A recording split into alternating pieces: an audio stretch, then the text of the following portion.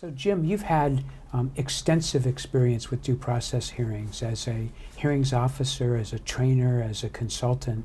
As you think about all of your experience, is there particular advice that you have for hearings officers? Yes, I do. I think it's important for hearing officers to communicate with each other. I think it's important for them to talk. A lot of times hearing officers only have contact with the hearing officers in their particular state. It's good to join organizations and like the National Association of Hearing Officials, which provides for communication. In terms of actual techniques, I mean, I think the most important thing is always fairness. And second to that is the appearance of fairness. And again, if hearing officers can keep those things in mind, I think that would help them a lot. Great.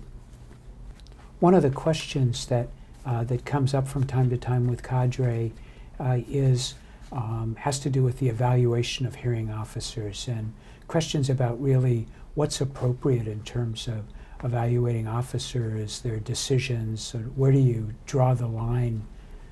Yeah, no, that's a really good question. That the evaluations of hearing officers is very important to not only the state education agencies, which contract with or hire some other agency to have the hearing officers work for them, but also to the parties. It's important to the system that we have quality hearing officers.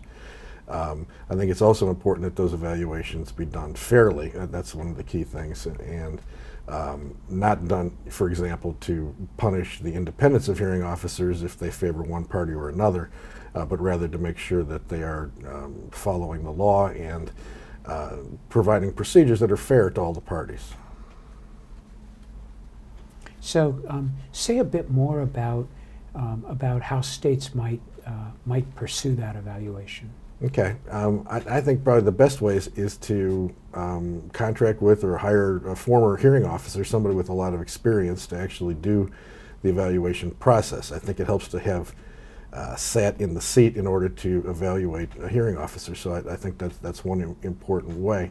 Another thing that I think has been very effective in a number of states is peer evaluation, where you have the hearing officers discuss each other's decisions with the freedom to criticize, at least constructively, so that they can help each other, for example, to see maybe that there might be better ways to do certain things, or to understand why a hearing officer did a particular decision or technique in a particular way.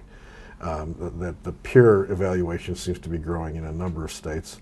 Other states use a more formal evaluation system, but I think that peer evaluation has a lot of possibilities.